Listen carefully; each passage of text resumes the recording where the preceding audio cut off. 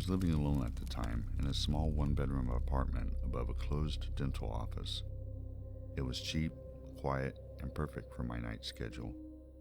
At first, nothing seemed wrong, but the silence in that place felt padded, like sounds didn't move the way they should.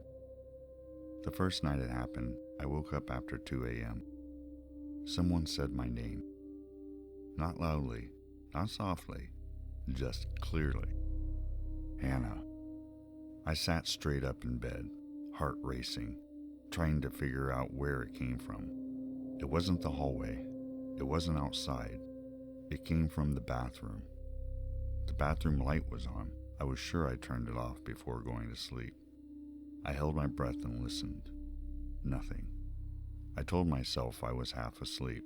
Stress, overtime, my imagination. I got out of bed, walked to the bathroom, turned the light off, and went back to sleep. The next night, it happened again. Same time, same tone. Hannah. This time, it came from the other side of the bathroom door, right at head level.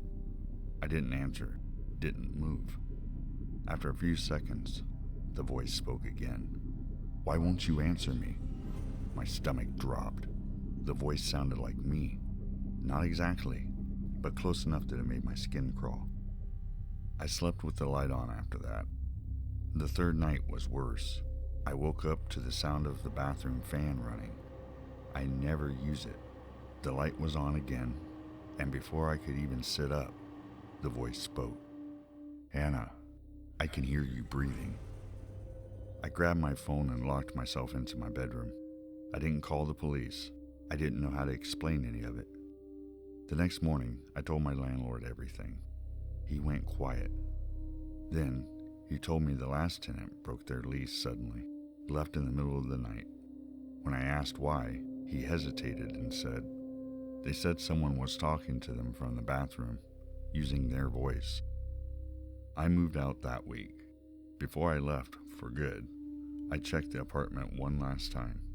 The bathroom mirror was fogged, even though the room was cold, and written faintly across the glass, like someone had traced it with their fingertip, was one word. Why? I don't live alone anymore, and I never answer when I hear my name called at night.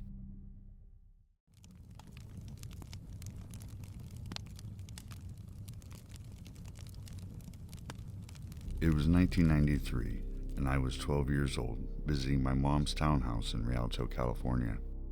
I didn't live there anymore. I was in foster care at the time, but my mom was allowed visitations on the weekend.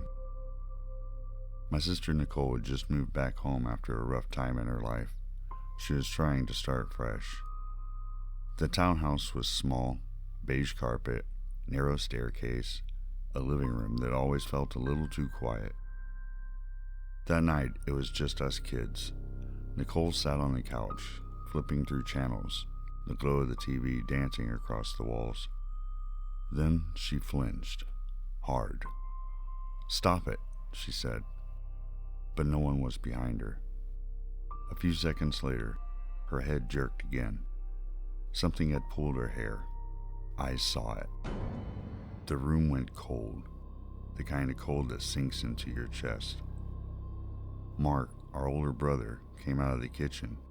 He was 19 at the time, the oldest of 6. When he saw Nicole shaking, he didn't laugh.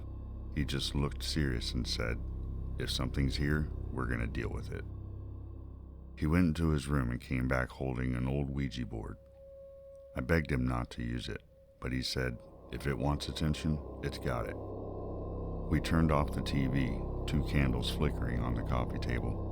Mark placed his fingers on the planchette, then motioned for us to join. "Who's here with us?" he asked.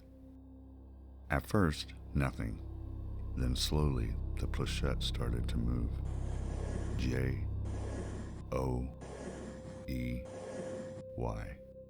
Joey. That's Nicole's twin, her brother who had died as a baby. Nicole whispered, "Joey, is that you?" The planchette stopped, then moved again. N-O-T. Then it spelled it out, not Joey. Right then, one of the candles went out. Nicole pressed her hand against her neck. "It's freezing. It's right behind me." Mark's voice dropped low. "You're not welcome here," he said. "Leave this house." The planchette began spinning, faster and faster, until it flew off the board and hit the wall. The lights flickered, then went completely dark.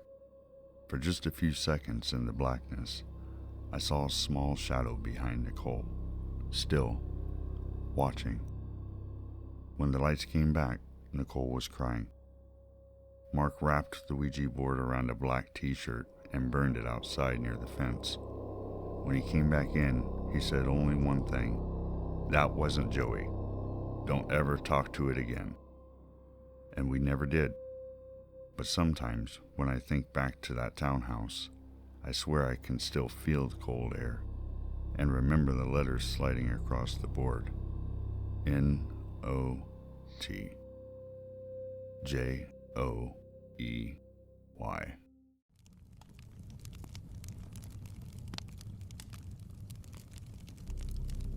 I've spent a lot of time at the cabin. It was always quiet, peaceful, and familiar. That's why this still bothers me.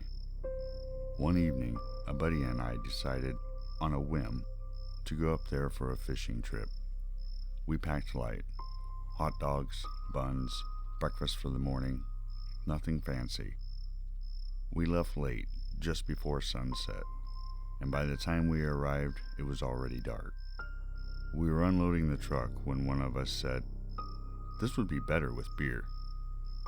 The nearest town was only 5 minutes away, but the store was closing soon. We rushed out, grabbed a couple cases, and figured we'd get gas in the morning. We didn't think about it much at the time. Back at the cabin, we got a fire going, hot dogs roasting, just talking about random things. At some point, I realized my buddy had gone completely quiet. He was staring past me, towards the back of the cabin. Then he said, very calmly, "Someone's standing there." I turned around immediately. There was nothing. No movement, no sound. He shook his head. "They're hiding." I didn't want him spiraling, so I grabbed a flashlight and walked behind the cabin. I checked the trees, the shadows, everything. Nothing. No shapes, no sounds. Still, he was shaken, so we went inside. I started the generator and put an old Mighty Joe Young just to have noise in the room. Something normal, something grounding. We watched the entire movie. When it ended, I stood by the TV waiting for the tape to rewind. That's when I heard the knocking. Not on the door, on the window behind my friend. I laughed automatically and said, "Why are you knocking on the window?" He didn't laugh back. He turned pale and said, "That wasn't me." I figured maybe someone pulled up on the road. People sometimes stop by the cabin. I pulled the curtain back. No one. No headlights, no vehicles, just the empty road. Then came knocking at the door. I opened it. No one there. We locked the door. The knocking started again. Window. Another window. Then the door. Not random. It felt deliberate, like whoever it was knew exactly where we were sitting. I grabbed an axe and we circled the cabin. Nothing. Just our truck sitting in the driveway. By then, my buddy was breaking down, crying, begging me to take us home. That's when I realized the problem. We only had about a quarter tank of gas, maybe enough to get halfway back, not enough to risk the full drive. I suggested grabbing my rifle from the truck, anything to make us feel safer, but once we were back inside, the knocking started again. Moving, window to window, door to wall, slow and patient. I finally snapped and went outside. I fired a couple shots into the trees, warning shots, hoping it would scare off whoever it was. It didn't. The knocking continued. At some point, I fell asleep. My friend didn't. He told me later it went on through the night and eventually turned into heavy thuds against the wall of the cabin. At first light, we left. No breakfast, no fishing. We stopped for gas and drove straight home. We never found out who was out there. But when I told my parents what happened, my dad went quiet. Then he said, "That happened to me once too." My aunt later said it happened to her during the day, while others were inside the cabin. Same knocking, same walls, same place. I still go to the woods, but I don't sit by the fire at night anymore. Because now I know, sometimes the woods don't stay quiet. Sometimes they knock. Thanks for watching. If you have a true story, send it to acestruestories@gmail.com. If you have an idea for a future video, leave a comment, and don't forget to like and subscribe. Remember, there's always another story.